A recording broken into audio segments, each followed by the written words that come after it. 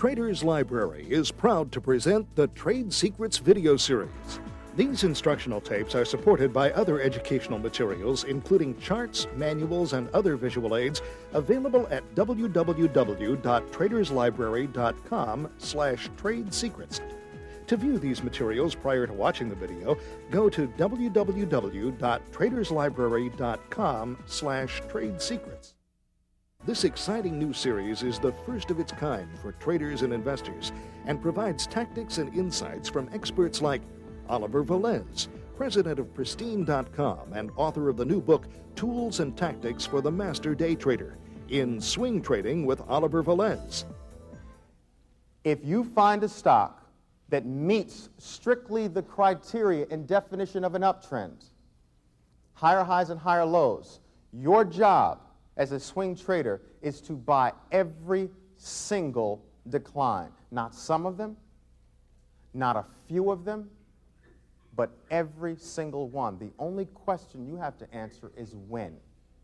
John Murphy, president of Murphy Morris, CNBC's technical analyst for 7 years, and author of John Murphy on Chart Analysis, in High Probability Chart Reading with John Murphy. If a stock breaks its 20-day moving average, it will normally decline to its 50-day moving average. So the 50-day becomes the next target. If it breaks the 50-day moving average, it will usually drop down to the 200-day moving average. And those are the three that I use the most frequently.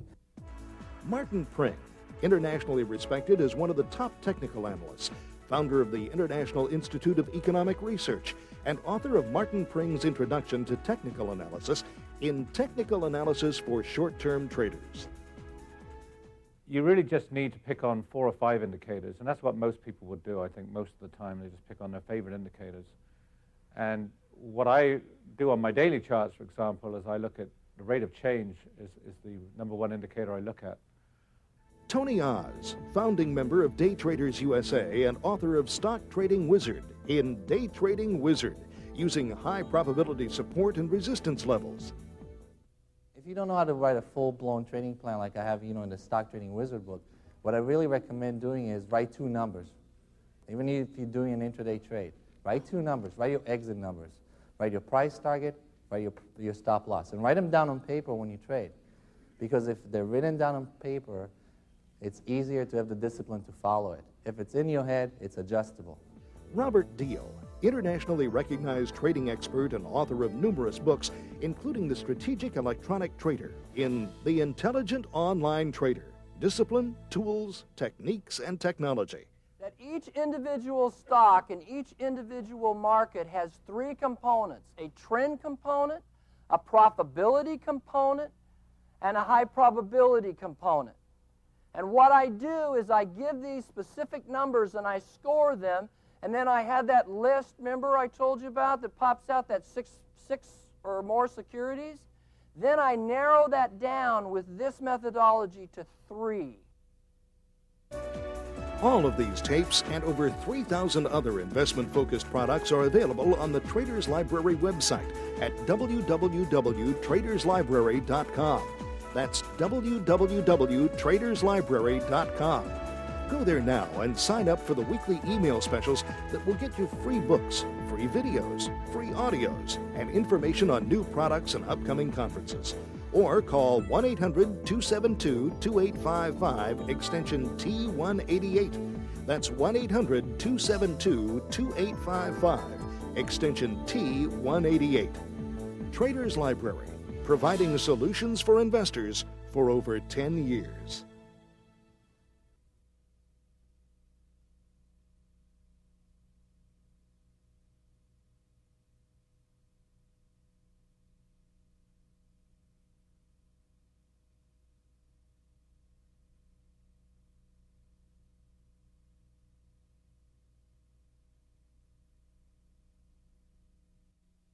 Core Trading Tactics, featuring Oliver Velez, author of Tools and Tactics for the Master Day Trader and president of Pristine.com.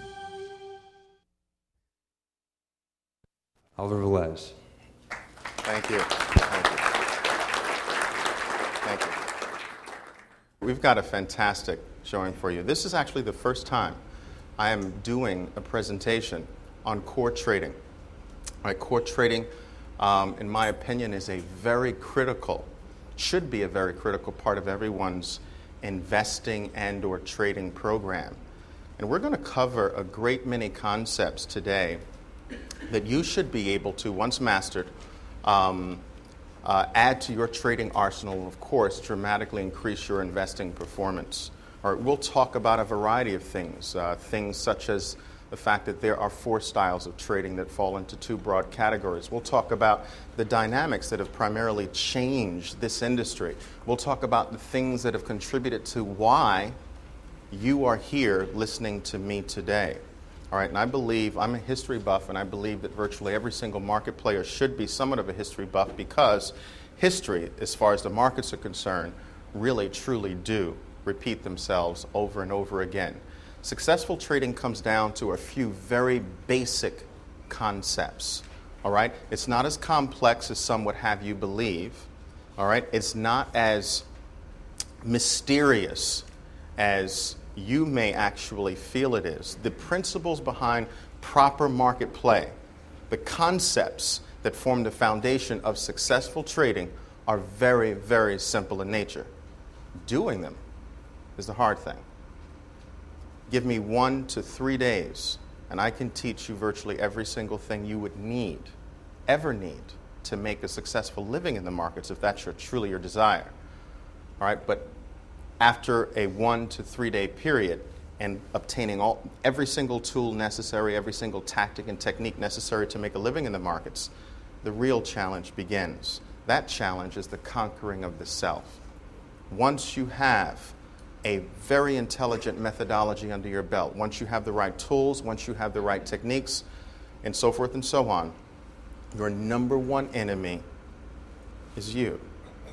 Okay? Knowing what to do is no guarantee that you do it. All right? Knowing what to do is actually the easy part. Today,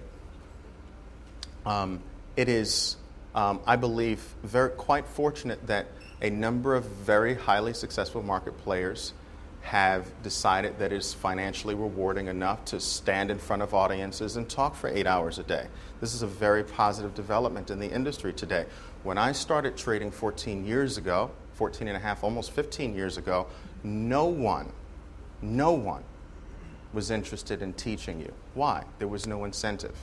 All right? When I opened the doors of Pristine.com 7 years ago, none of you showed up. All right? Today, all right, we are in the midst of a phenomenal revolution that's only in its infancy. All right? And those who get prepared today, those who get the right education, the right tools under their belt, stand to be the new titans of a brand new game. Many of you have witnessed me or heard me in the past talk about the fact that the powers that be are in the process, as we speak, of setting up one giant stock exchange. Not a NASDAQ, not an American, not a Pacific, not a Japanese Nikkei. One giant American exchange, which ultimately will turn into one giant electronic worldwide exchange, open 24 hours a day. All right, 24 hours a day, on which you can trade virtually anything on planet Earth that moves. Rocks, trees, stocks, options, bonds, naughty children, in-laws, back and forth. You don't want them? Offer them. All right? This is actually happening today. Every computer sold will have a uniform platform where within 5 minutes you'll be able to open up a trading account, select the broker-dealer of your choice, and be up and running and alive as a real, live, active, professional market player within 3 to 5 minutes. But the most amazing thing that's being worked on now is the fact that you and I very shortly will be trading through our television sets 24 hours a day. Upper left-hand corner, you can have, for instance, late at night one night watching Jay Leno, and in the upper left-hand corner is your portfolio, right? Ticking in real time, right? Probably commanding more attention than Jay Leno. And with one click of your remote control, you can change from Jay Leno to someone else. And with another click, you can buy and sell securities 24 hours a day. All right? Some of you very hyperactive types can forget about sleeping. All right? Which means that Starbucks can be bought anytime, right? All right? But these dynamics are happening as we speak today. And what is really the most phenomenal thing is that the individual public has finally stood up and said, you know what? I can lose money all by myself. All right? I don't need to pay someone to lose my money. I can lose it all by myself. So give me part of my money back, and I'm going to be a self-directed, active market participant. I am telling you that we are at the cusp of a time where a match is about to be lit, and worldwide explosion of market participants is about to explode on the scene. This must happen. It is going to happen. All right? Your NASDAQs and the New York Stock Exchange, they're linking exchanges all over the world to create this 24-hour highway. All right? And successful trading comes down to one thing. It is this. Successful trading is the art. You've heard me say it many times. It's the art of finding two groups of ill-informed market players. It is not the art of finding what the best company is. It is not the art of finding the company with the strongest earnings. Successful market play has nothing to do with how powerful the products of a company are, how strong its management are, how strong its fundamentals are. Wrong. That's the game that has been historically sold to the general public. Successful trading is the art of finding two groups of ill-informed market players. Far too many traders fail to realize that every single time you place a buy, someone's on the other side of that transaction selling the stock to you. Every single time you press the sell button, someone has eagerly stepped up to the plate to buy the stock from you. The $64,000 question is, who's smarter? Is it you, or is it the person taking the other side of your trade? Successful trading is the art of finding two groups of ill-informed market players. Group number one, those blinded and incapacitated by pain that are willing to, at precisely the wrong time, to give up their merchandise at a price that you know is way too inexpensive. That's group one. Group two, those blinded and incapacitated by a phenomenal amount of greed, willing to buy that same piece of merchandise back from you at a price that you know is way too expensive. Successful trading has always, forever, and forever will come down to one thing. It is the art of finding an idiot. It is not the art of finding earnings, momentum, strong management.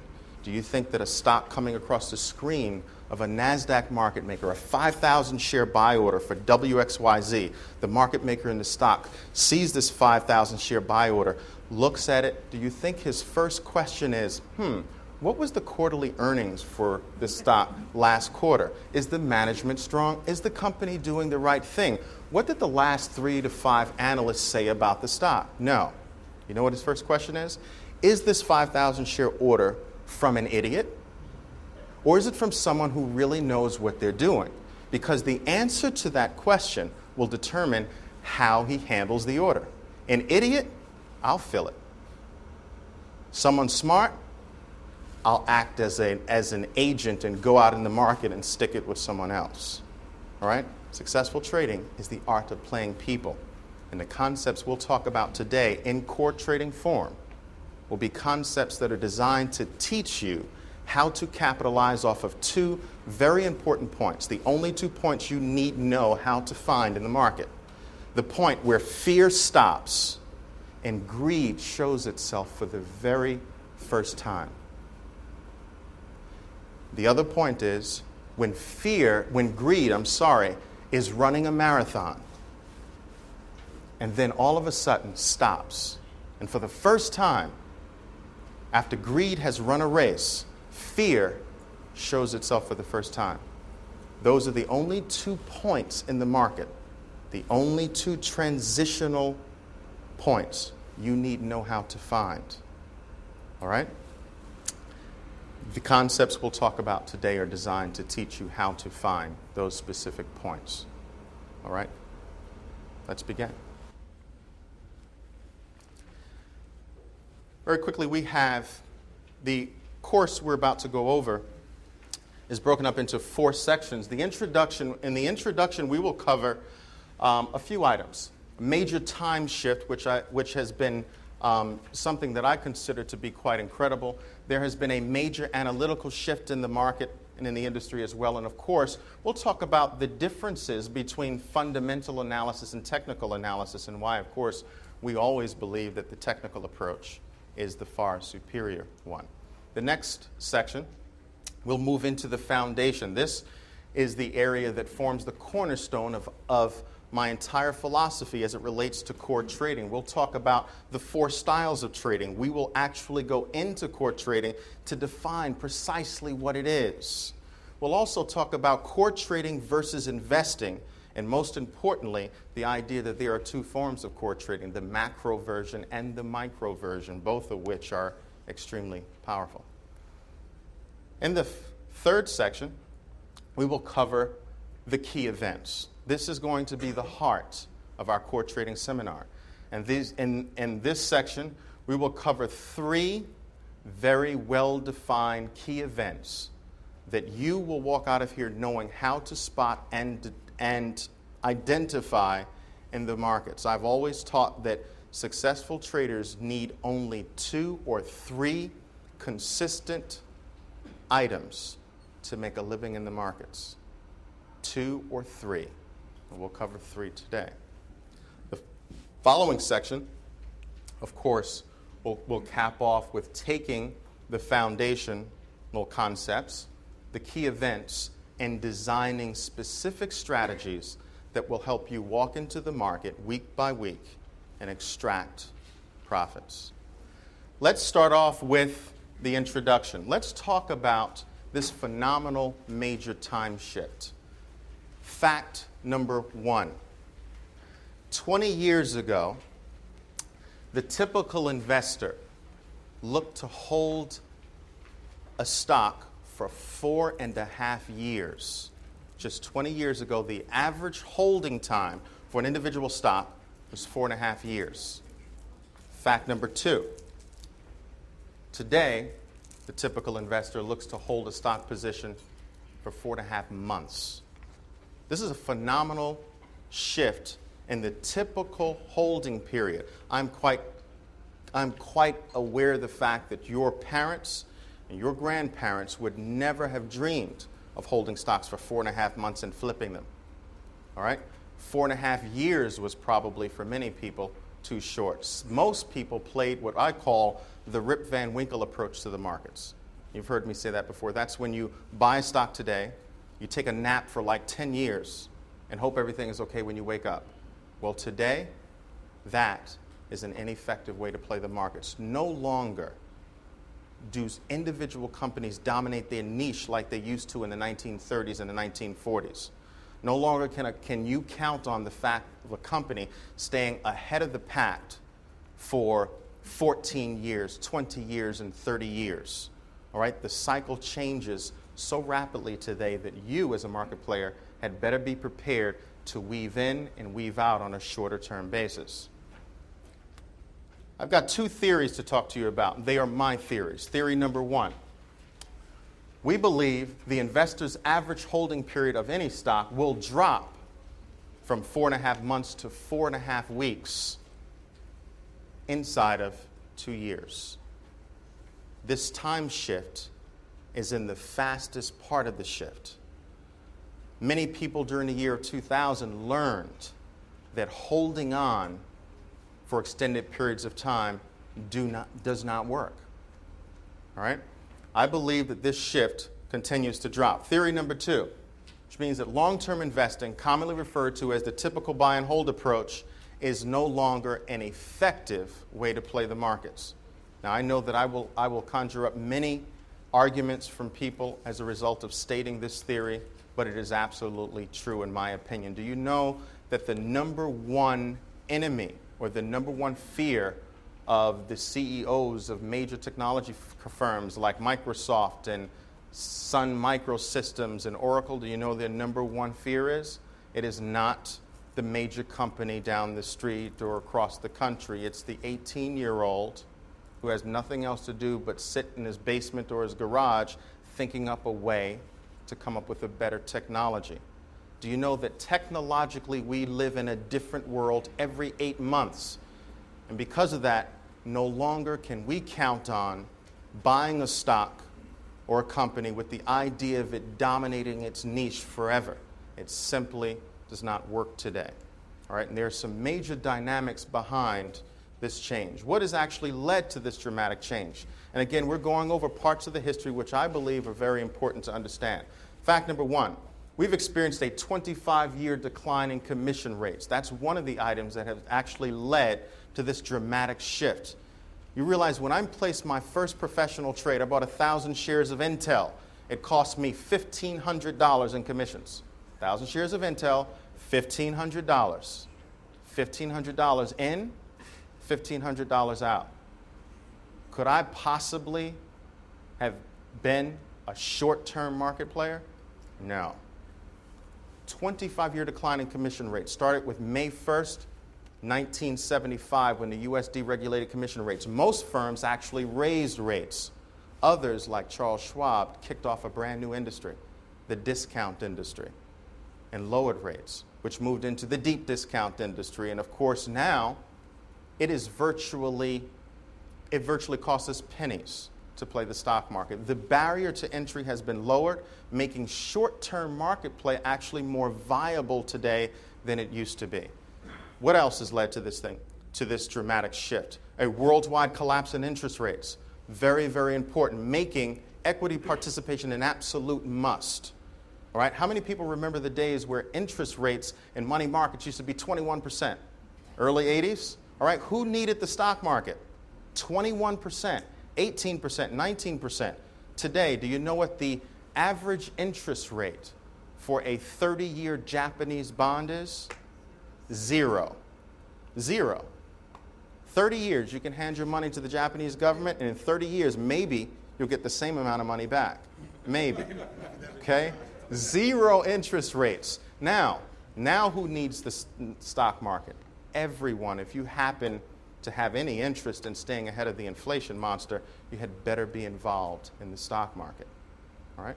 What else has led to these things? Phenomenal technological advancements. Right? Today, virtually every single intelligent person on the earth has some form of access to a PC or a computer.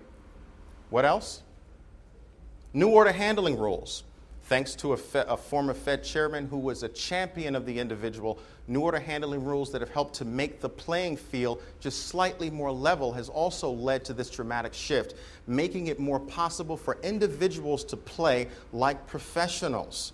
Do you realize that at one point in the past, only a few years ago, that if you wanted to sell a stock, advertise to the entire world that I am a seller of this stock, it was up to the market maker to decide whether or not he was going to show your order to the rest of the world or keep it hidden?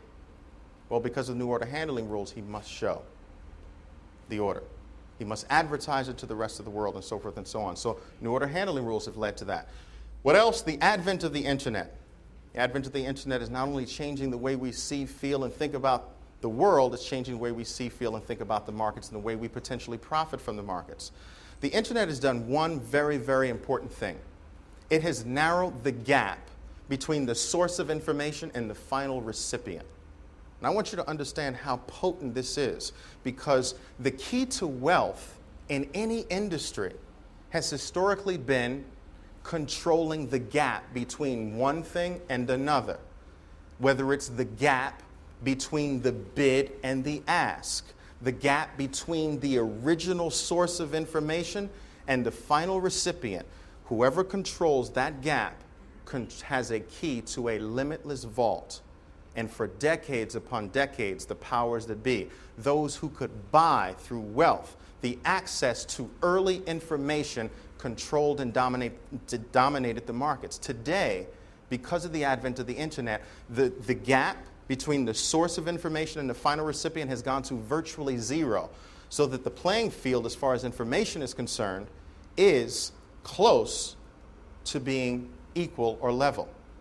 All right? This is another reason why markets turn and flip and stocks rally and crash so rapidly, because information today is disseminated to the final recipient much faster. And who do you think the final recipient is? Little old us. It's us. Think about this. If you knew that Microsoft next Friday was going to announce bankruptcy, what would you do? You would immediately get up out of your seat right now, leave me, all right? Go knock on every single door all the way to your home, get on the phone, call everyone you can to borrow as much money as you possibly can, all right, to short Microsoft. Well, do you realize that for decades upon decades that there were people who had access to the information long before it got to you and me? The advent of the internet has solved a big part of that problem, making it more possible for us to play on a level playing field. What else? A more sophisticated public. All right, today, because of the internet, because of the increased information, we actually have developed a more sophisticated market public, a public that says, you know what? I can lose money all by myself. I can do it all by myself. I can gain access all by myself. And I'm starting to realize that I know more than my salesman or my broker. All right? Fundamental analysis versus technical analysis. Let's talk about fact number 1. 20 years ago, fundamental analysis was considered the only proper way to make market decisions. Today, the purely fundamental analyst is virtually extinct, even on traditional Wall Street. Yes, I know that the fundamental analyst is the #1 talking head on programs like CNBC and so forth and so on. But when it really comes down to where these firms put their money at, they are now banking with the technical analyst. This is a statement that was made precisely by Mark Douglas. He's the author of The Disciplined Trader and Trading in the Zone, 2 excellent books that I strongly encourage that you read. The dynamics of the analytical shift, what has led to those things? Money, right? It is now a very well-known fact on Wall Street that you make more money from a technical approach than from a fundamental approach. Why? Because markets are not mathematically logical and or rational, right? They don't follow some mathematical formula like PE ratios, okay? The hopes and fears of people actually move stocks, not numbers. I can put a stock certificate on this table, and it will not move. It takes fear, the fear and greed of one group and another group clashing together to cause the stock price to move. All right? Not numbers. Another realization is that under extreme fear and greed, people react the same way over and over and over again. We will learn through some of the concepts we talk about today that we are nothing more than Pavlovian models that salivate at the tinkering of a bell.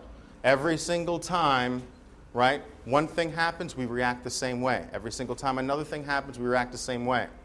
Every time you are in pain, you react the same way, typically by hitting the sell button. That is where I step up to the plate and help you sell it. All right?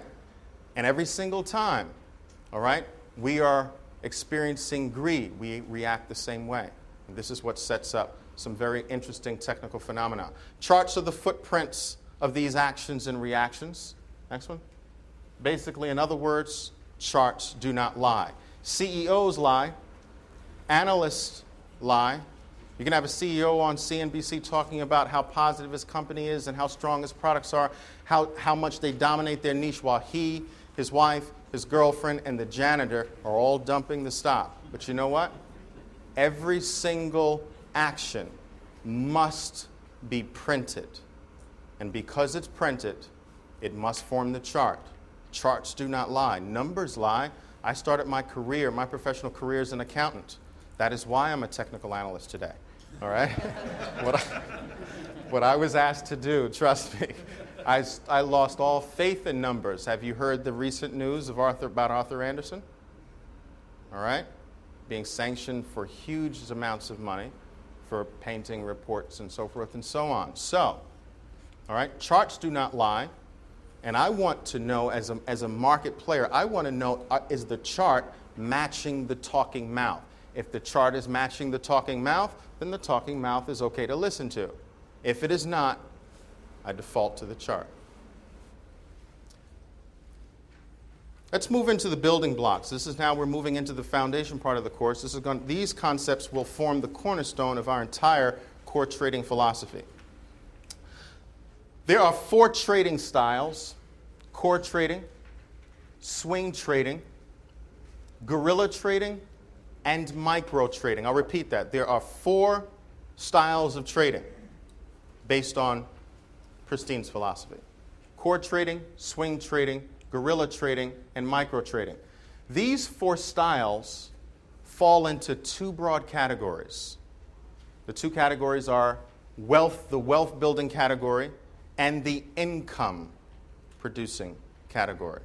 4 styles of trading that fall into 2 categories. Let's talk about them in greater detail. Wealth trading styles. There are 2 wealth trading styles, one of which is core trading.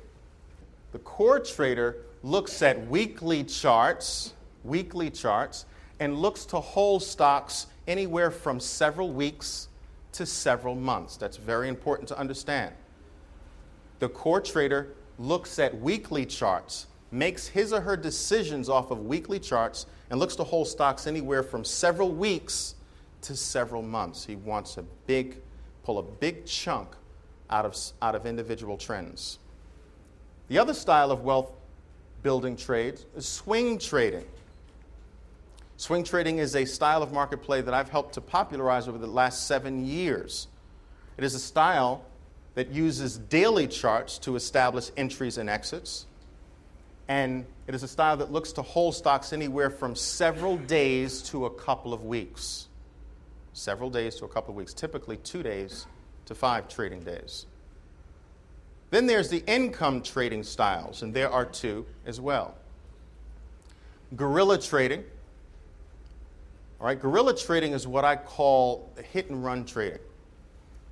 It uses daily charts at times, 60-minute charts, and 30-minute charts.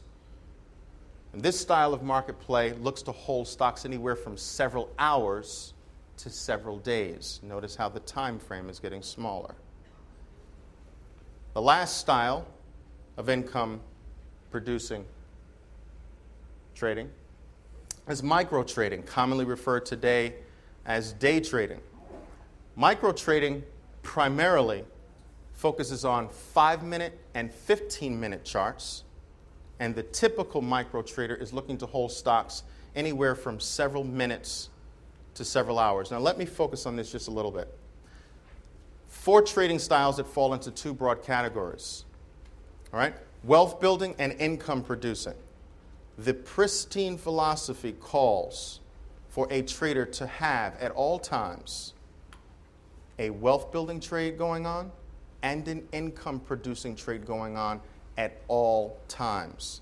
I do not subscribe to the notion that you are supposed to be a one-dimensional market player.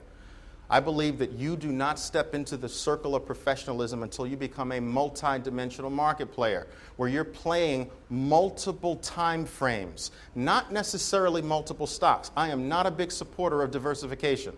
Diversification was one of those, typical diversification was one of those concepts created by academics and utilized by individuals who primarily lack talent in the market.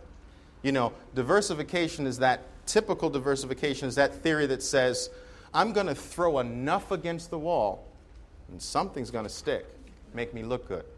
Okay? Well, if you have accuracy in the area of 70, 80% at times, that 7 to 8 times out of every 10 trades you make comes up positive, do you want to diversify? No. You want to maximize that accuracy by concentrating. What you do want to diversify, however, is time.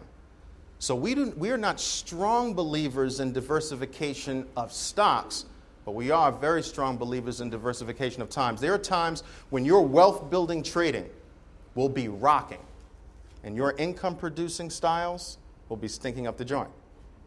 There will be times when your income producing, your hit and run trading styles, where you walk into the market and you're grabbing small, bite-sized, consistent gains, will actually be performing extremely well when your wealth building approach to the market's not quite doing as well. So it is diversification of time not the diversification of stocks that we are strong believers in. Next one. Again, I just mentioned this. The pristine philosophy, pristine tip. The pristine trading philosophy calls for a trader to have 1, a wealth-building trade, and 2, an income-producing trade on at, next one, at all times. Let's move on.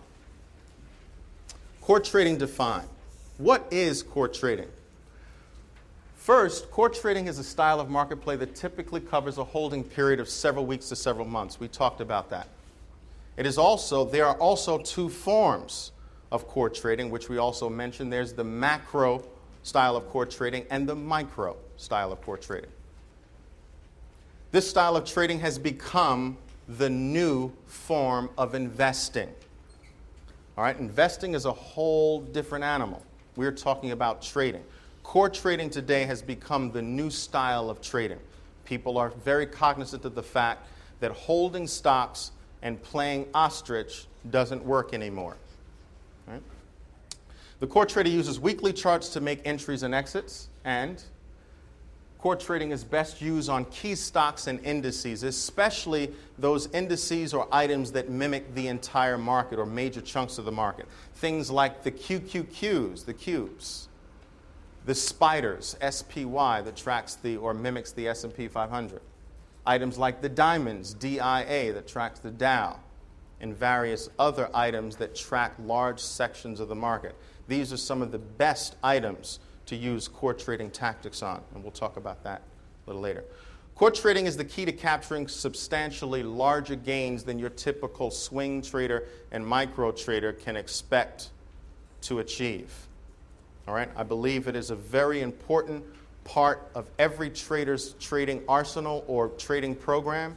It is the part that should be applied, in my opinion, to your IRAs, your Keogh plans, your children's trust funds, and any part of your portfolio that you do not designate for income producing. Let's talk a little bit about core trading versus investing. What we are looking at is a weekly chart of the NASDAQ Composite Index. It is in Japanese candlestick form, and it has a 20-period moving average and a 40-period moving average. Okay? Now, on the screen here, you do not see the bottom, but you do have the bottom in your charts. There's also there will be color-coded volume in the back, of course, on the indexes. We do not have volume. But we are looking at a weekly chart of the NASDAQ with a 20-period moving average and a 40-period moving average. I want you to note that on the left-hand side of the chart, the 20 and 40 are rising. On the right-hand side of the chart, the 20 and 40 are pointing down. Now, this is a very simple, basic, visual fact. Okay? We are looking at the periods of 1999, the entire year of 2000, and half of 2001. Okay? Each bar represents 5 trading days. Okay? How many people realize, let's go to the next clip, that when we're talking about core trading versus investing, let's assume that the core trader trained by Pristine, buys near the rising 20-period moving average. Because the successful core trader, the trained core trader, realizes that I never buy any stock unless it is near the 20-period moving average. Only those who are uneducated buy stocks that are far away from the 20-period moving average. But I will only look to buy stocks when I'm core trading near, when they pull back to the rising 20-period moving average. And let's also assume that the investor buys here. The typical investor will tend to buy after a stock rallies. Why? Because almost every single typical investor was born in Missouri. They are born from the show me state, right? They feel that the stock must first prove to them that it is worthy of their money. The typical investor says, show me that you deserve my money, stock, and then I will give you my money. So the stock rises, rises, rises, rises, and says, have I shown you yet? Yes, you've shown me. Buy. All right? Where this trained core trader says, I will only buy after a period of pain, after 3, 4, 5 red bars in a row that have pulled back toward the 20-period moving average. So we've got our core trader buying after 3 red bars, and our investor typically buying after several green bars. That's fine. The core trader buys here, the investor buys here. Next one. But the core trader looks to sell here and here. The investor is in nirvana, having bought in early 1999, continuing to hold throughout this entire rally. All right? The core trader sells here and, of course, sells here. Next one. We now, on the right side of the chart, have a declining 20-period moving average, a declining 40-period moving average, and note that on the left, the 20 was above the 40. Now the 20 is below the 40, and both moving averages are pointing the way downward.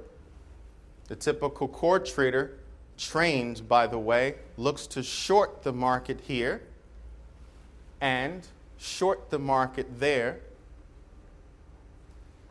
and, of course, short the market here. Now, what you are looking at here is the market as of last week. Okay? Notice on the right-hand side, on the left-hand side, I told you that a successful trained core trader will only buy when the stock drops toward the rising 20-period moving average. Well, of course, when the moving averages are pointing down and I have declining moving averages, the successful core trader only looks to sell short when we rally to the declining 20-period moving average. 1 and 2. Again, we'll talk about these concepts in greater detail. Next flick. The investor bought here. Of course, 2 years later, 2.5 years later, the investor is an absolute loser in the market, having lost all of his gains. Let's move to the macro style of core trading versus the micro style of core trading. Again, we are looking at a weekly chart of the NASDAQ composite, and I'm choosing the NASDAQ because I know it has been a nemesis for a great many of you during the last year. Okay? Each bar represents 5 trading days. We have on our weekly chart a 20-period moving average and a 40-period moving average. The 20-period moving average is rising. The 40-period moving average is rising. The rising 20 is above the rising 40, and they're pointing the way upward. All right? Very simple, basic concepts. This means that declines in your NASDAQ are buyable. Declines toward the 20-period moving average. Now, the macro core trader, next one, rising 20, rising 40. Next one. The macro core trader, again, buys a decline toward the rising 20-period moving average. Here, next one. Here, here, next one, next one. Here. And of course, the core trader looks to sell at the first sign of major weekly trouble. Here. Okay. Now, I want you to understand, and we'll talk about this again as we move forward, that one of the reasons I like colored candlestick bars is because they visually make it very easy to determine who is winning the battle. Green is greed, and red is fear and pain. Well, we buy after a series of painful bars, and we sell after a series of green bars, and we certainly look to sell after the first red bar has formed after a long series of green bars. All right? Now, this is the micro style of core trading, and the key point is this. The macro style of core trading, and the key point is this. The macro core trader looks to ride the entire macro move and ignores the miniature temporary weekly setbacks. Core trader buys, not concerned with these multi-week drops to the downside. Buys, buys, buys, sells. Now again, we are not talking about strategies yet. I'm just talking about basic concepts just to get your thinking on the right page. We'll get to specific tactics and techniques. That's the macro style. The micro is a little shorter term in its approach. The micro, while the macro is willing to ignore temporary setbacks, the micro core trader says, I don't really like to even experience temporary pain. So the micro core trader looks to buy at the same locations, buy, but he looks to sell after a series of green bars before a red bar develops. The macro trader buys, next one, and looks to sell after a series of multiple green bars before a series of red bars develop. The macro core trader buys, again, always a decline toward the 20, and looks to sell after a multiple series of green bars out. Buys, next one, after a multiple series of green bars out. So the macro trader says, I don't care about these multiple setbacks, but I will look to sell on the first major red bar way away from the 20-period moving average. I buy near the 20-period moving average. I sell away from the 20-period moving average. I buy near the 20-period moving average. I sell away from the 20-period moving average. When a red bar develops way away from the 20, goodbye. Okay? When it pulls back toward a rising 20, I step in. If it rallies way away from the 20-period moving average, red bar, goodbye. You follow me? The micro trader says, I don't care where it is. I buy near the 20, but after 3 to 5 green bars, I'm out. Buy near the 20, 3 to 5 green bars in a row, I'm out. Buy near the 20, 3 to 5, I'm out. I may miss out a few weeks to the upside, no big deal. I'm looking for smaller, bite-sized core trading profits. Now understand that these bars, each bar is a week of trading.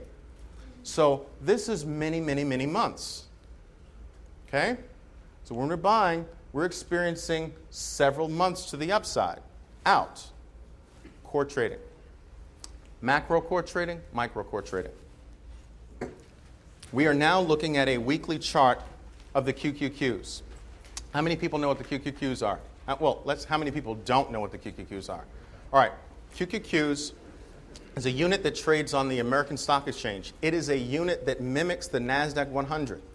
It is a very important item that gives us the ability to trade the entire NASDAQ with one stock. All right? I believe that core trading should primarily be applied to the entire market.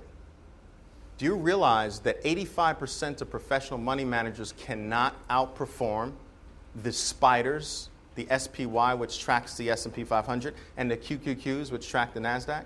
85% of professional money managers who want you to give your money to them cannot outperform it. Did you realize that if you simply put all of your money in the spiders, the SPY that tracks the S&P 500, you can say, I am in the top 15% of all professional money managers because 85% can't outperform that. That's worth the price of admission here today. All of your cash in the spiders, you're done pretty much so.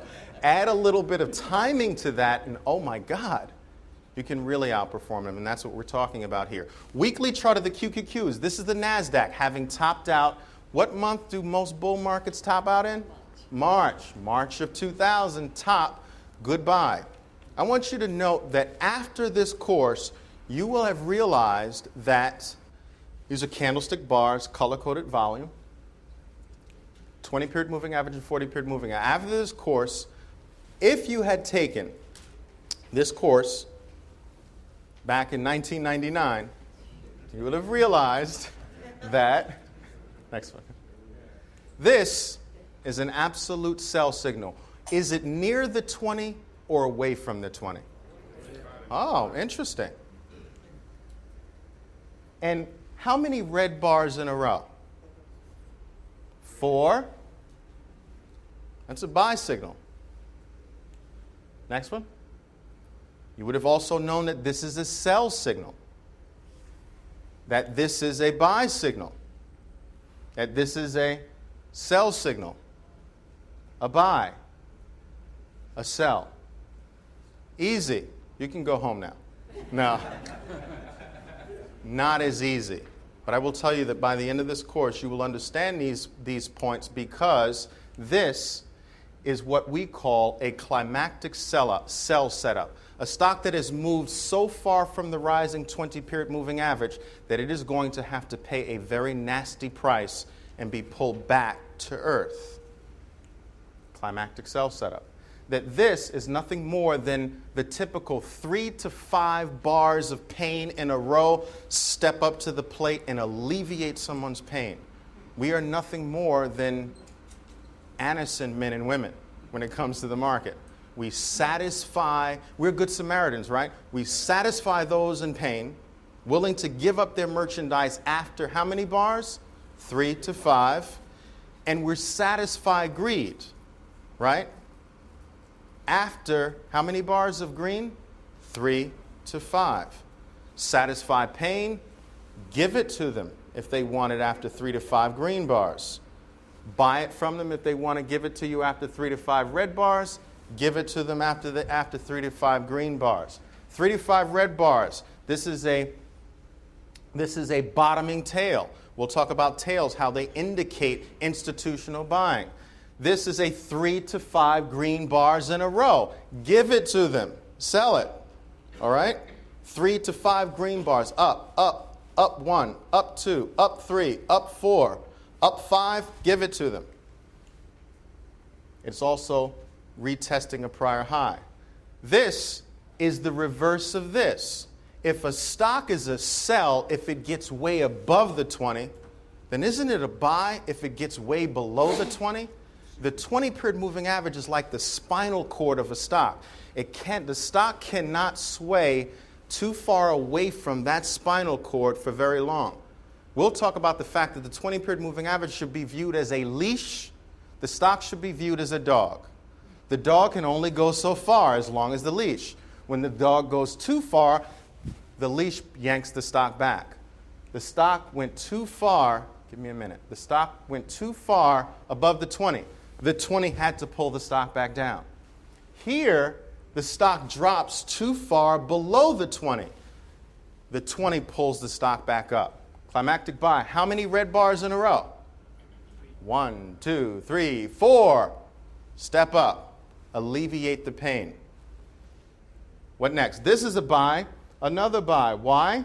Look how far away from the 20 the stock became. Multiple red bars in a row, far away from the 20. 20 is going to snap the stock back. This, how many green bars? 1, 2, 3. Look at where we are, near the declining 20-period moving averages. The declining 20-period moving average whacks stock back down, knocked back down. If they're rising, it hits stock back up. It hits stock back up. So pullbacks to the 20, rally. All right? Rallies to declining, drop back down. Rally to declining, drop back down. All of these concepts we're going to go into one by one today. Question. Yes, sir.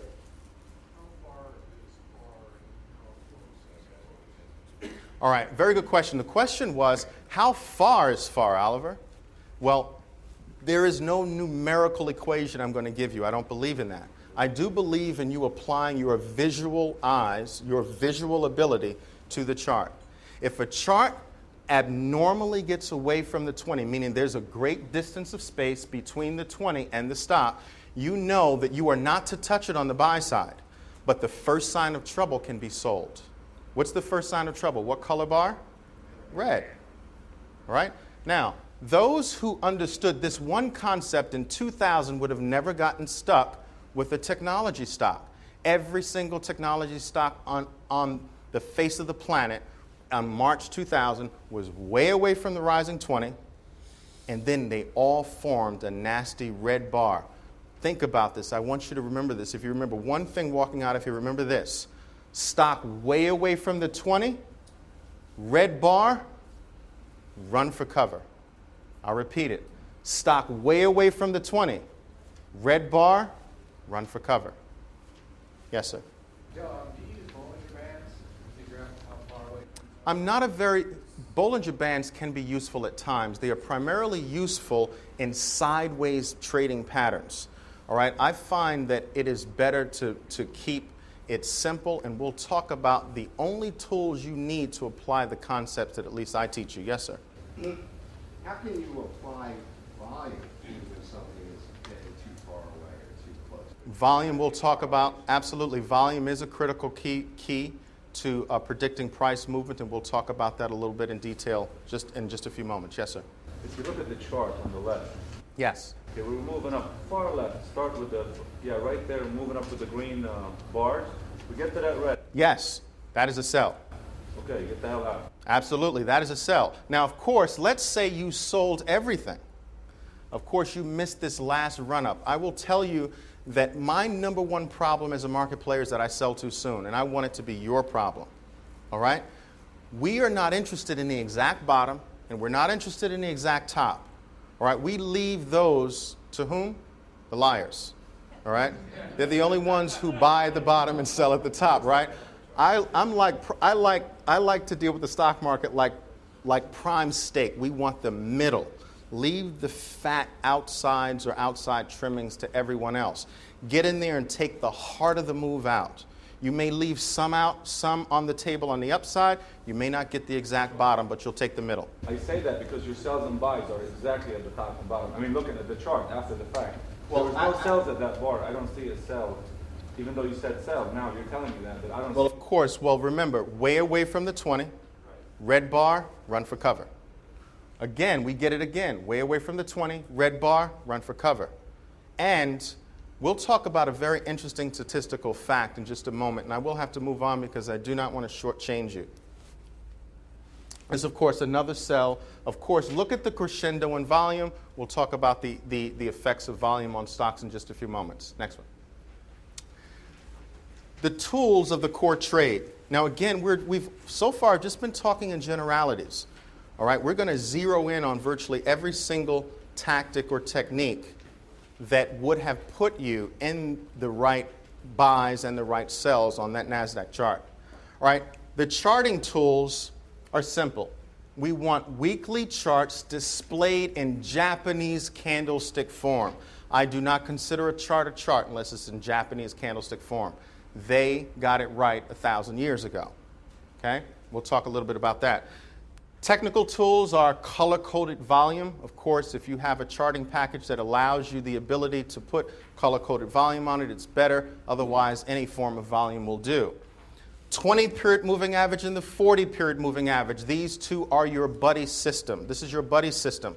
I use 20-period simple and 40-period simple moving averages on all weekly and daily charts for that matter. Okay? Let's take a look at a weekly chart as an example. Weekly chart at the bottom, color-coded volume. Japanese candlesticks, color-coded volume. I want you to note something interesting about this stock, this chart. We're looking at the entire year of 1999 and the beginning of year 2000. Look at the size of the bars during 99. Small. Now look at the size of the bars in the beginning of 2000. This is a very subtle sign that the stock is in the last stretch and it is diving for the finish line. All right? It takes a lot of ammunition to produce bars like this. And the ammunition in the market is not limitless. There's a limit to the ammunition. It's like a machine gun. If you shoot a machine gun slowly, the bullets will last a longer period of time, producing small bars. But press on the lever and speed up the bullets to produce big bars, and you're going to run out of ammunition. Okay? Can you imagine how far away from the 20-period moving average this is? And can you imagine how many people still bought? How many people are still stuck there at that price, holding on like this for dear life? Move to the next chart. Here is that same stock with our technical tools applied. The 20-period moving average, next one, and the 40-period moving average. I want you to also note something interesting. Note for an entire year, the 20-period moving average served as a major floor of support under the stock. Successful core traders buy pullbacks toward the 20. Next one.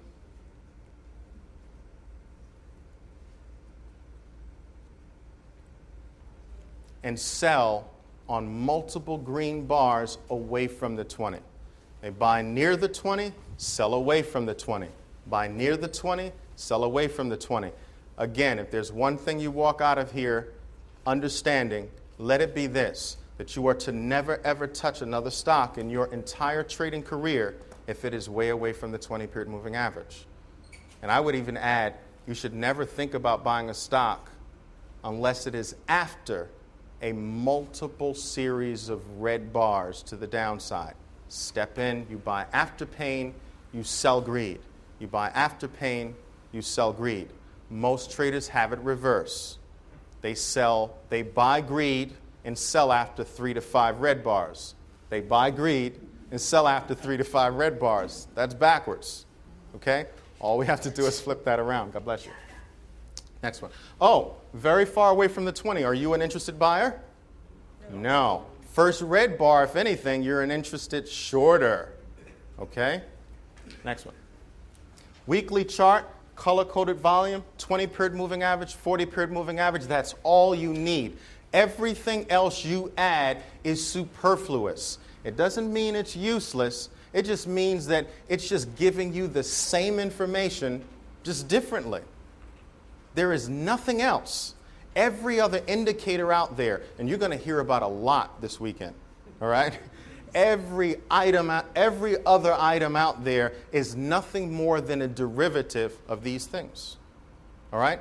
I'd keep it simple. Go straight to the horse's mouth, price, volume, 2 major moving averages, and then basic concepts like 3 to 5 red bars down, 3 to 5 green bars up, close to the 20, far away from the 20, and you will be in that top 7% with basic concepts like that. Next one. Now, here's where we start getting into the core concepts that form the entire trading philosophy. That every single bar, every single week is nothing more than a battle between 2 groups, the buyers and sellers. If you were looking at a chart, every bar was a battle. And you must develop the skill of determining who won the battle. Every bar is nothing more than a battle in a never-ending war. All right? Here's how we determine who won the individual battle. Of course, we know that every bar has 4 prices. An open, the low, the close, and the high. Now, when the closing price is above the opening price, next one, the buyers won. I'm going to repeat that. When the closing price is above the opening price, the buyers won that bar. Remember, every bar is one battle in a never-ending war. Successful trading will depend on one thing, your ability to determine who is winning the war at this particular time. You know why? Because you had better bet with the side that's winning the war. Okay?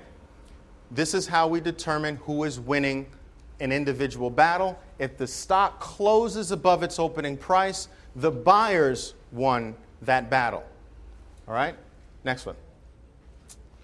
Open, high, close, low. If the stock closes below its opening price, the sellers won that individual battle. All right? Buyers won, sellers won.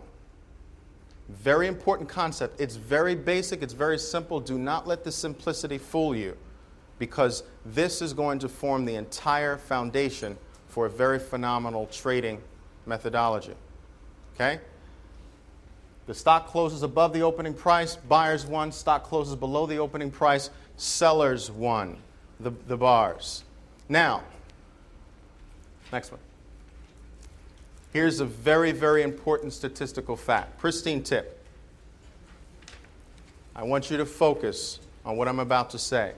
Bulls and bears, buyers and sellers, cannot consistently win more than 5 battles in a row.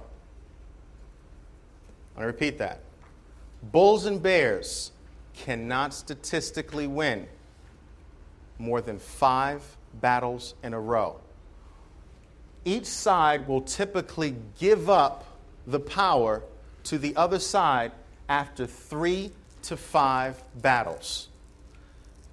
1 green bar, 2 green bars, 3 green bars in a row, the sellers are close to grabbing control. 1 red bar, 2 red bars, 3 red bars in a row, the buyers are close to taking control. I'm going to repeat this. Bulls and bears cannot consistently win more than 5 battles in a row. This one concept, if you get it right, will help you become a very accurate stock price predictor. All right? That statistically one color cannot last more than 5 in a row without trouble. Whether it's 5 red in a row or 5 green in a row. Now, let's go to the next one. However, and here's the key. If the bulls or bears win significantly more than 5 bars in a row, a catastrophic loss will be the price that will be paid, because a statistical aberration has occurred. Go far beyond 5 green bars in a row, and I promise you, the drop to the downside will be the biggest you have ever experienced in your life. More than 5 red bars in a row to the downside, when the snapback happens, it will be a violent snapback to the upside. One concept, very important point. Any questions? Yes, sir. What do you do when you're approaching a 20 bar and you have an indeterminate bar like a doji? 20 green bars in a row plus a doji? You're approaching the 20 bar moving average. Oh, the 20 period moving average? And then you get an indeterminate bar like a doji. Well, I think it's a phenomenal setup. Let's say you got 3 red bars, down, 3 red bar pullback to a rising 20 period moving average with a doji bottoming bar. All right? Mortgage the house. No, I'm only teasing. All right? All right, we'll talk about those things. These rules, we're talking about core trading, which is applied to what time frame? Weekly charts. But the concepts I'm talking to you now about can be applied to any time frame. Why? Because they're the concepts of 2 emotions, right? Fear and greed. You think fear and greed exist in all time frames, so it doesn't really matter. 3 key events. Here are the 3 key setups. We're going to get into the meat of how you play these concepts now. Pictures of greed. 1 green bar, 2 green bars, 3 green bars. What are you thinking of doing, buying or selling? Selling. Think sell. Next one. Okay. Next one. 1 green bar, 2 green bars, 3 green bars, 4 green bars. You're rubbing your hands together thinking what? Sell. Okay. Next one.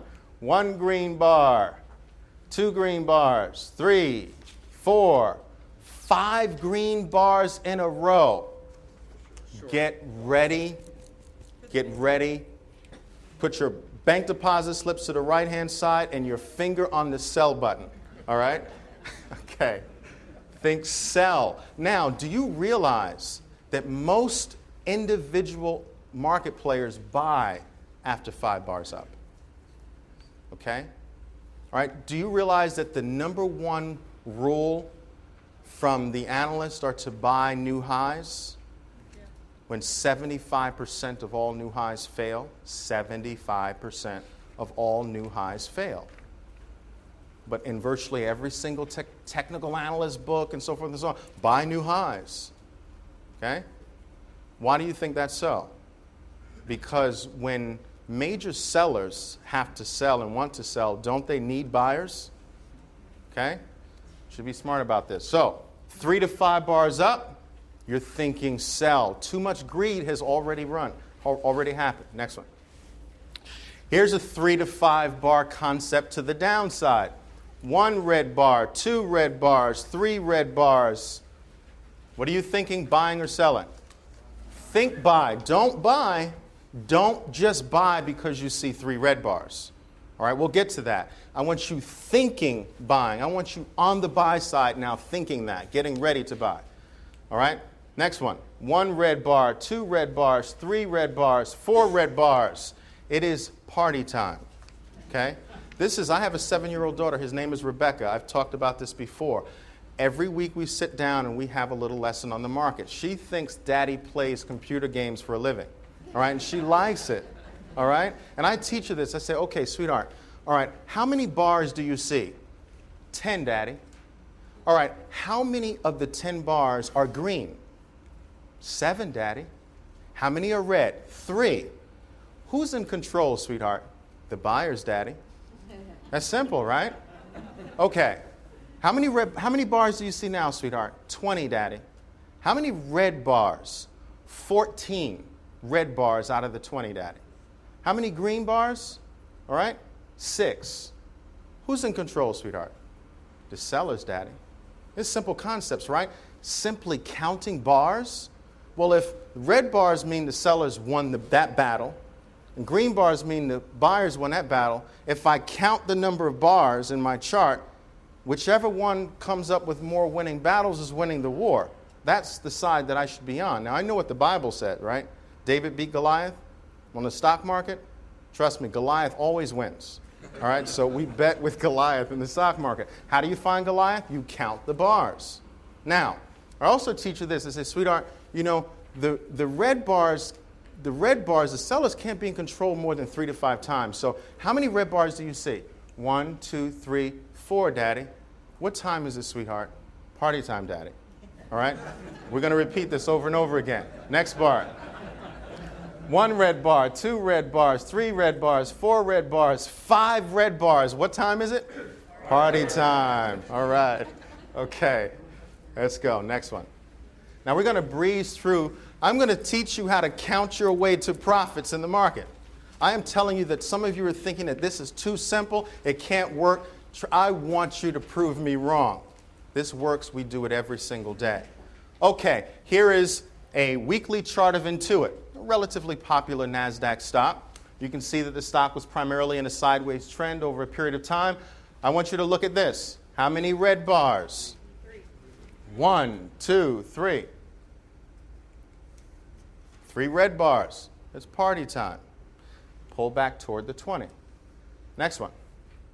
How many green bars? 1, 2, 3, 4 green bars in a row. Are you thinking about buying or selling?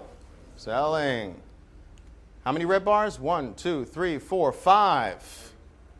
Party time. 3 green bars. Stall. Doesn't mean it has to fall, but you certainly get a stall. How many green bars in a row? 1, 2, 3. Top. How many red bars? 1, 2, 3. And we've got some bottoming tails there, which we'll talk about. 1, 2, 3 in a row. Remember, in a row. Okay? 1, 2, 3, 4, 5. Party time. These are huge moves on a weekly chart. Each bar is a week.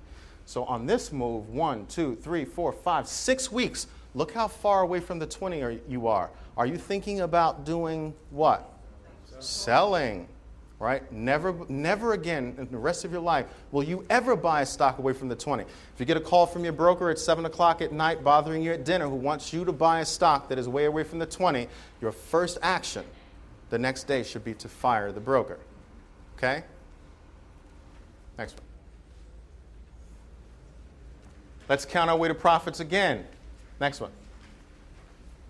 5 green bars in a row.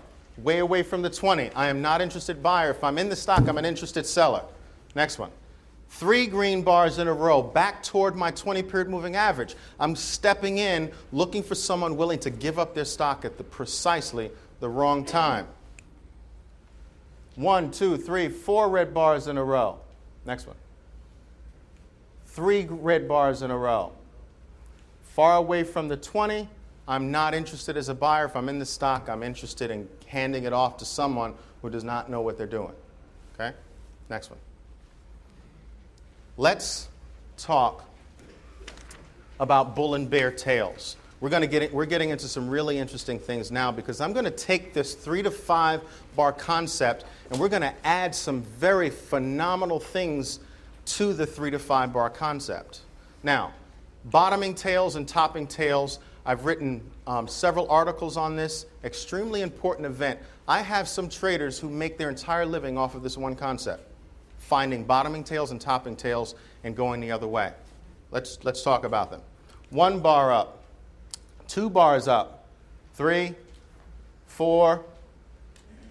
Look what happens here. I want you to note that this is what I call a topping tail. It is a relatively long tail pointing to the top after multiple green bars. Green bar up, green bar up, green bar up, green bar up. Topping tail. The topping tail indicates where phenomenal amounts of selling have occurred. Topping tails indicate major institutional sellers trying to sell quietly, but the astute chartist recognizes their action. All right? This stock is about to do what? Drop. We already know it's about to drop because it's 4 green bars in a row. But 4 green bars plus a topping tail, you're rubbing your hands together, getting ready. Okay, next one. Next one. 1 red bar down, 2 red bars down, 3, 4, plus, next one, a bottoming tail. So I know that just by virtue of having 4 red bars in a row that I'm ready to rally. But the bottoming tail tells me I'm ready to rally right now. Okay? Multiple red bars in a row, bottoming tail, rally. Multiple green bars in a row, topping tail, kiss it goodbye. Let's take a look. Topping tail play number 1. Look at this weekly chart. This is a weekly chart of QLGC. Of course, our basic items are on the chart. We need nothing of the fancy stuff that everyone, talks about and tries to promote. You need a chart, a 20-period moving average, a 40-period moving average, and volume. All right, you want to add some things. You like pretty charts, and you can add the other things, but this is all you need. Weekly chart, 20. Next one. 40, volume. Notice the 3 red bar pullback to the rising 20-period moving average. That is when you as a core trader step up to the plate and look for someone who's willing after 3 weeks of pain, they cannot take it anymore. The first week they had a headache. The second week they had a migraine. The third week they were crying on the shoulder of their spouse, or maybe not even, saying, I can't tell my spouse, I've got to get rid of this. All right? You step up to the plate, you take the stock at the 20-period moving average, and you ride the wave. Now, what I want to point out to you is this. Notice, next one, that we have 6 green bars in a row. Not 5, 6. The price is going to be big. It's going to have to be paid. The collapse is going to be enormous. Not only 6 bars up, the 6th bar is capped off with a huge topping tail, indicating that institutions are just dumping stock on the market.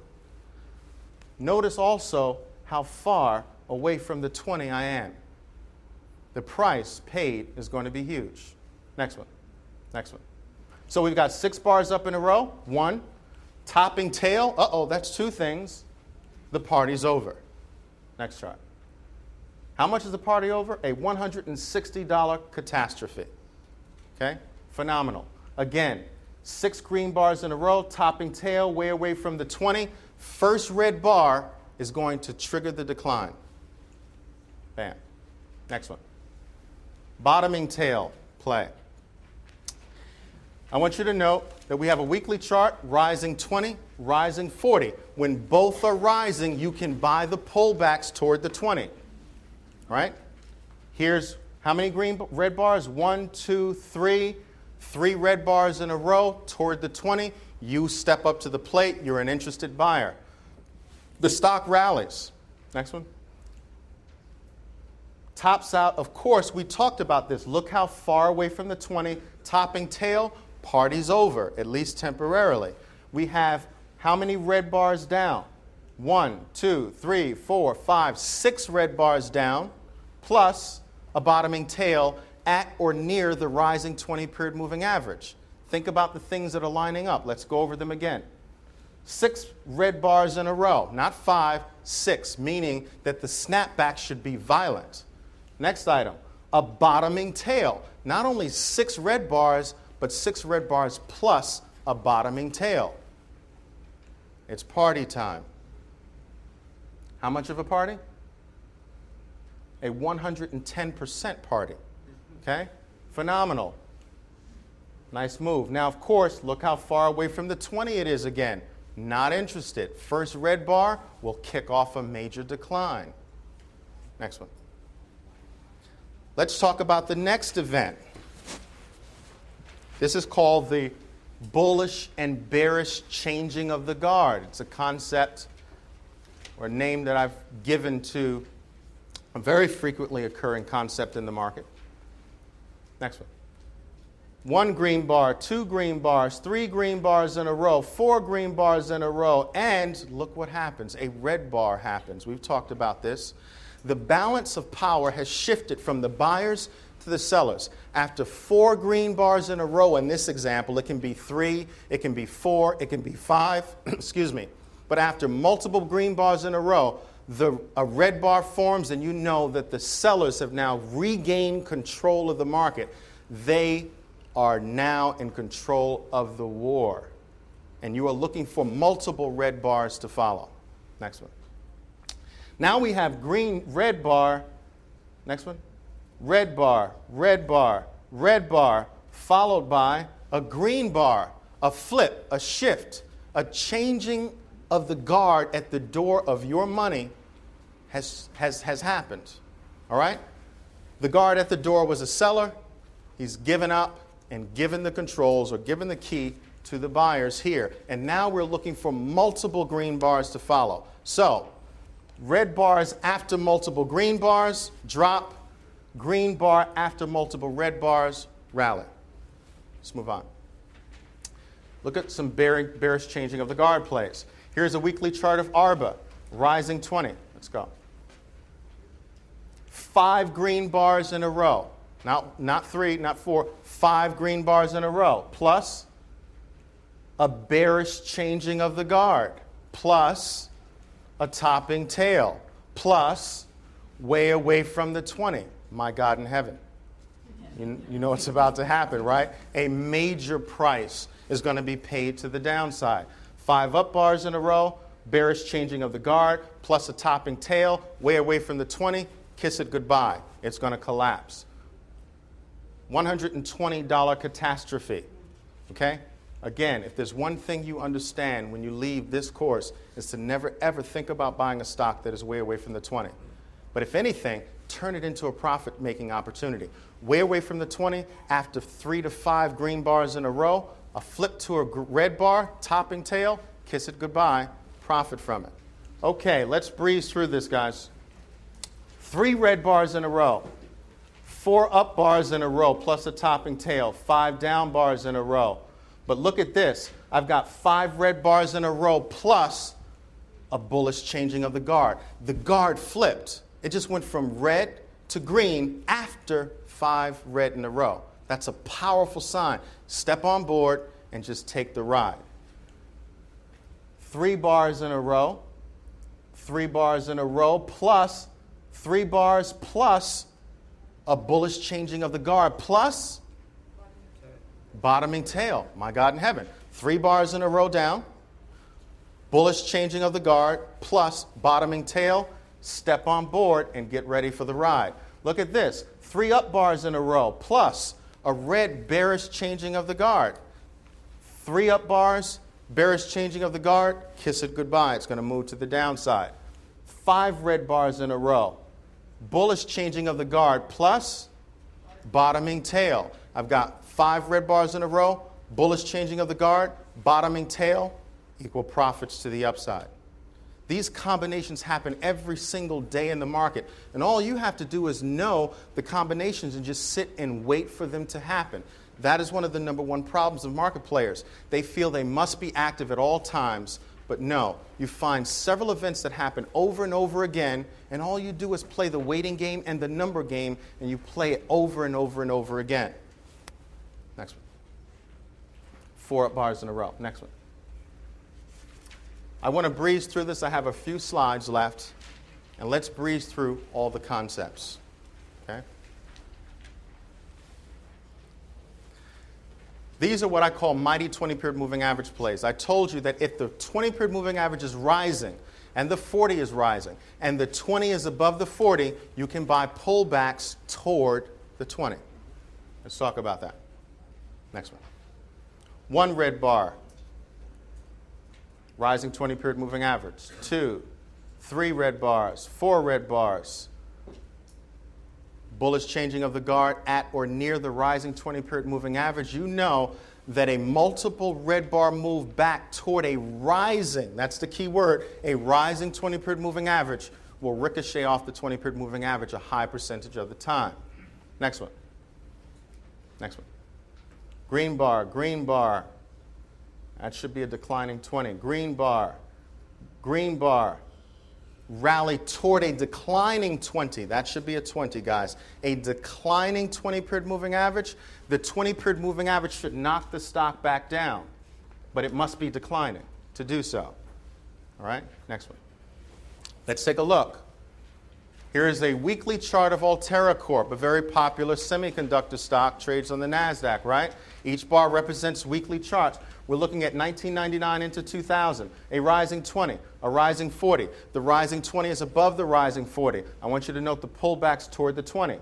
Rising 20 plus, next one, rising 40 plus, the rising 20 is above the rising 40. All of this equals, next, stock will rally off of the 20-period moving average. Note how consistently it did so. Let's go through this on Marvin. Next one. 20. 3 red bars to the 20, 3 red bars to the 20, red bars to the 20, red bar to the 20. The clear signals for you are here, here, and here, and maybe here. Here, here, here, and here. This is not a clear signal, but you can still note that the 20-period moving average served as support. You should never, ever, ever think about buying a stock that is far away from the 20. Only one that has declined to a 20. And if you're buying, what must the 20-period moving average be doing? Rising. That increases the odds that the 20 will ricochet it back up. If it's declining, next one. Let's take a look at this second one. You're going to do the reverse. But here we have another stock. This is Xilinx. We looked at this. Note how consistently the stock has rallied off of its 20-period moving average. It's pulled back over several weeks. Next one. Next one. Keep going.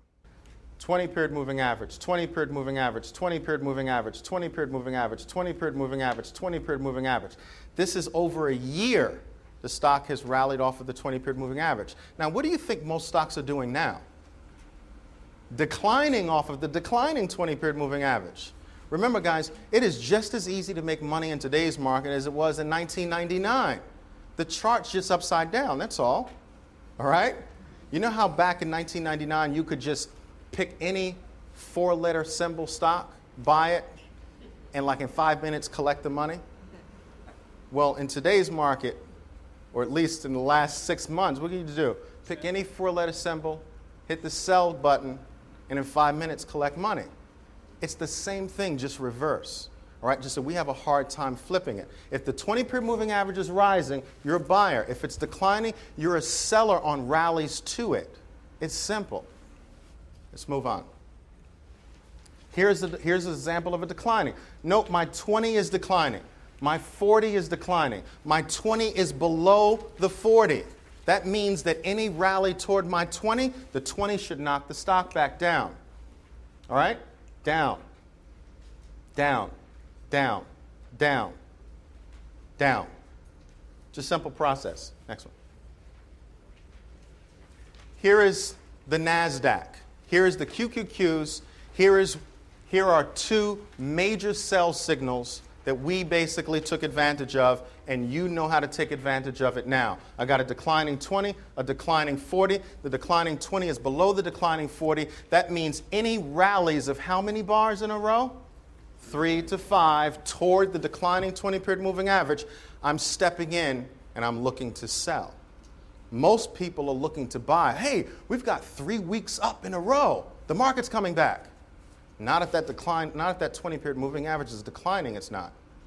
Okay? Here, 1 up bar, 2, 3, doji-like bar near the declining 20, whack it to the downside. Here we bottom out, rallies to the declining 20, whack it to the downside. This was last week. Okay? Very simple. No one, knowing our concept, should have been thinking about the NASDAQ being a buy last week, not at the declining 20-period moving average. Next one. Only got a few more slides left. Here's another concept called the pristine buy zone and the pristine sell zone. There are very few things I've actually created. This is one of them. All right? It's not necessary to create things. It's just necessary to identify them and recognize them. 3 down bars in a row, rising 20, rising 40, 20 above the 40. The space between the rising 20-period and 40-period moving average is what I call the buy zone.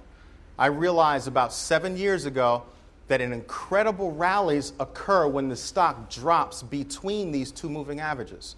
That space, if they're both rising, is a phenomenal cushion and presents some very interesting buying opportunities. So if a stock drops 3 to 5 bars into the space between the rising 20 and 40, it's a phenomenal buying opportunity on the first green bar, of course. Of course, we have the same on the reverse side. Next one. Multiple green bars up. We've got a declining 20, a declining 40, a declining 20 below the declining 40. If we rally in between the declining 20 and 40, that space between those two moving averages is a phenomenal ceiling. And the move to the downside should be a violent one.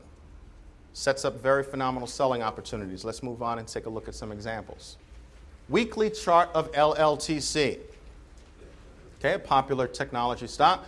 We've got a rising 20, a rising 40. The space between them is the buy zone.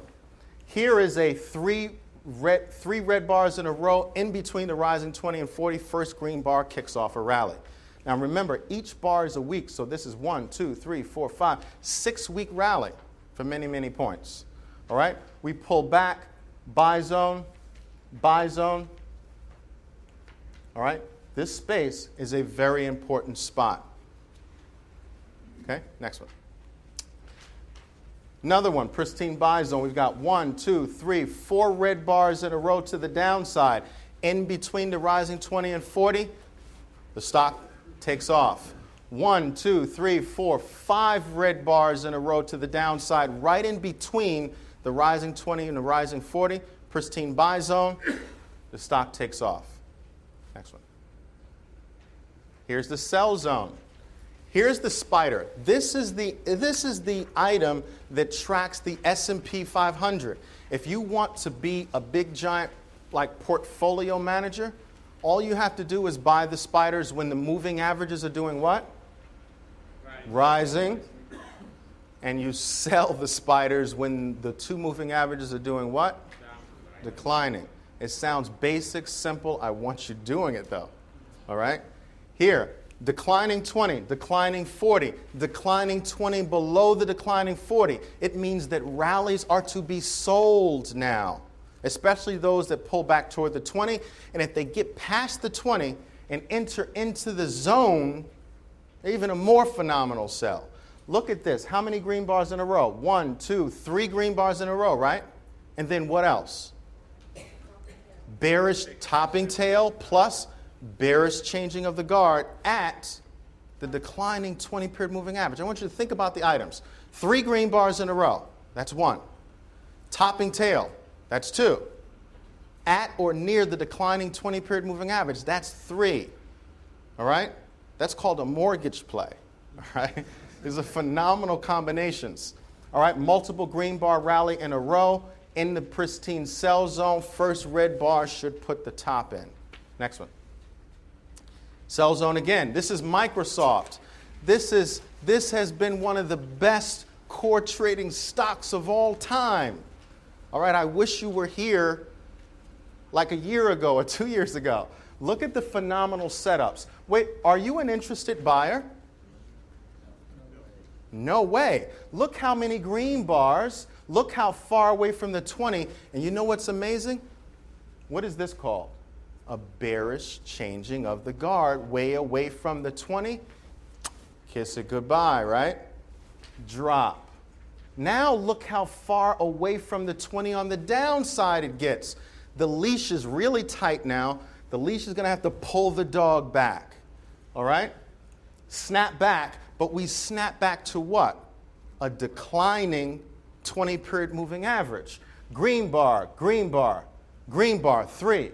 Green bar, 4, 5, 6 green bars at the declining 20-period moving average. What are you thinking? Sell. Sell to the downside. Sell to the downside. We then again move very far away from the 20. How many red bars in a row? 1, 2, 3, 4, 5. Snap back. But we snap back where? In the pristine sell zone. First red bar should put the trouble in. Drop. We drop way away from the 20. How many red bars in a row? 1, 2, 3, 4, 5. Way away from the 20. The leash is tight. It must get pulled back. Snaps back toward the 20. All right? Where are we at?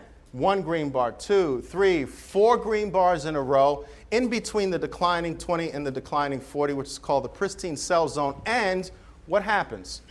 A bearish changing of the guard. But a bearish changing of the guard inside the pristine sell zone? Kiss it goodbye. Next one. Last strategy of all. This is the one. This is the big one that we've primarily been talking about for the last 45 minutes. It is called the climactic buy and sell setup. It is the one I want you zeroing in on. That and the 20-period moving average. I talked to you about the fact that stocks cannot stay way away from the 20-period moving average on either side too long.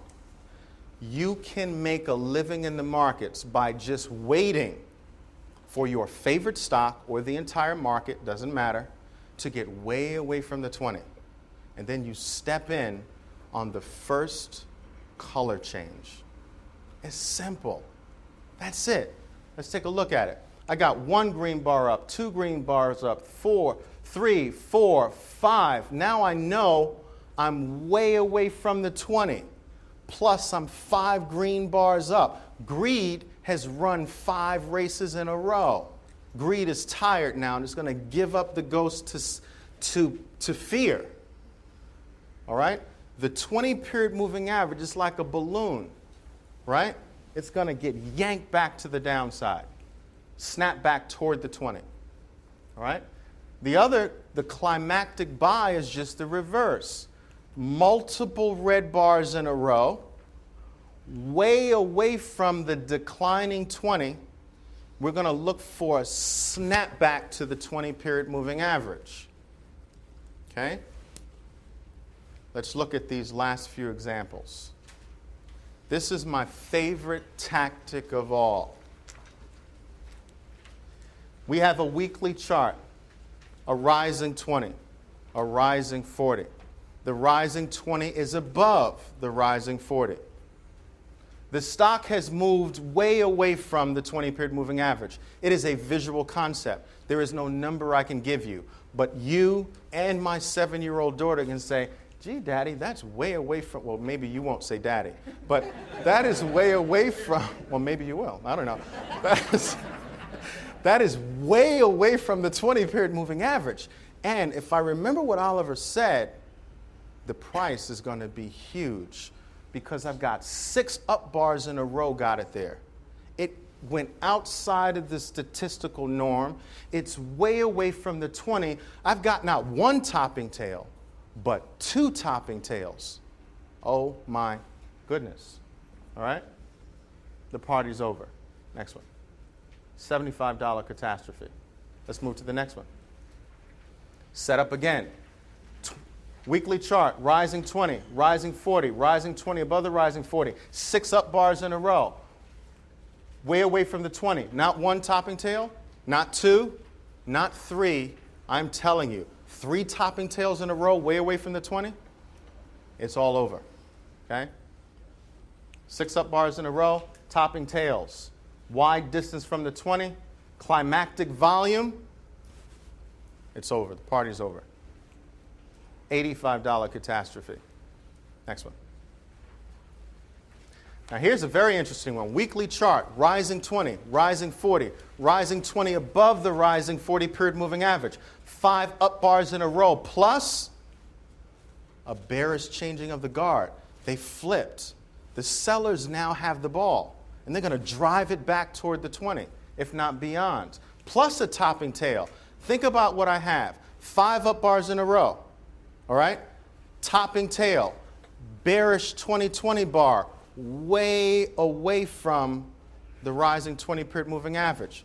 I'm going to get a snap back toward the 20-period moving average. Party's over, $70 catastrophe. All right? Now, of course, the drops to the downside today don't happen as big as they happened last year. All right, when these things were, but you still get the same thing very frequently. I showed you the NASDAQ, I showed you Microsoft, it's doing it now.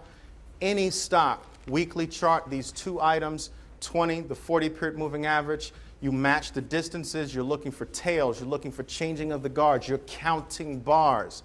It's a simple process. Next one. Here's our climactic buy to cap off the course.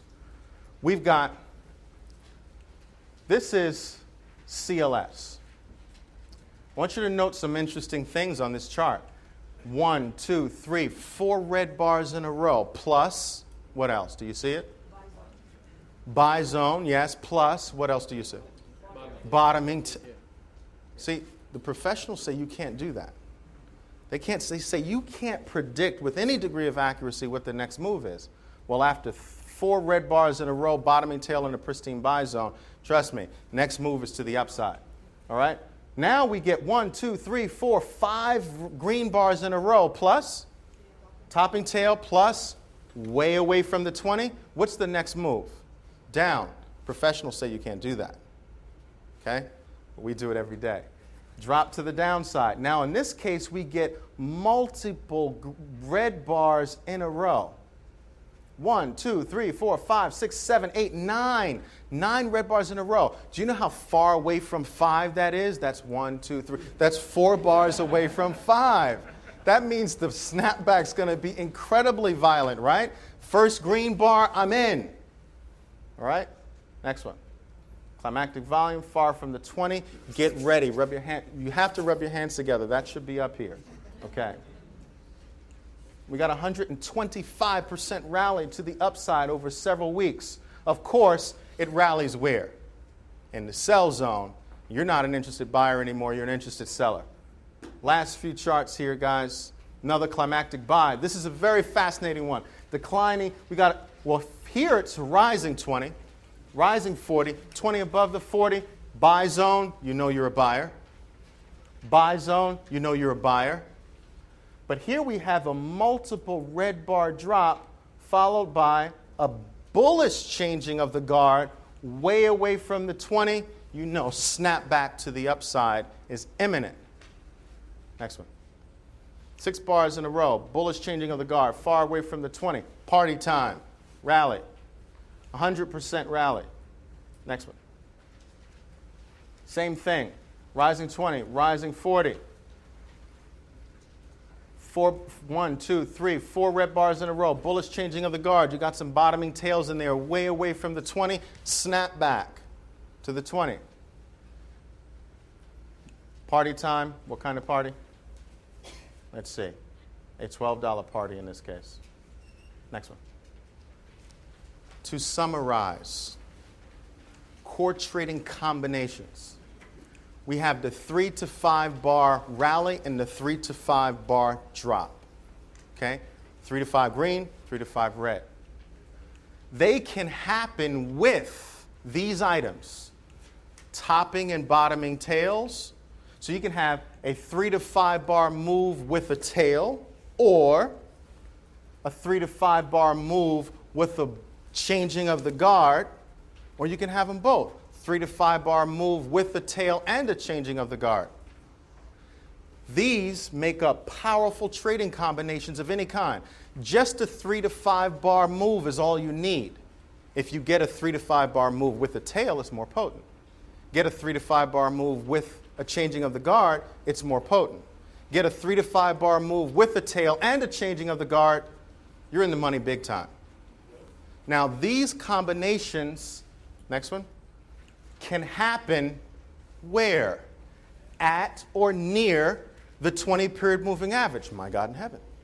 Okay? Or in the pristine zones, either the buy zone or the sell zone, or far from the 20-period moving average. Study this sheet. This is all you need. 2 to 3 tactics. We've covered significantly more than that. You now have the tools to be successful core traders. God bless.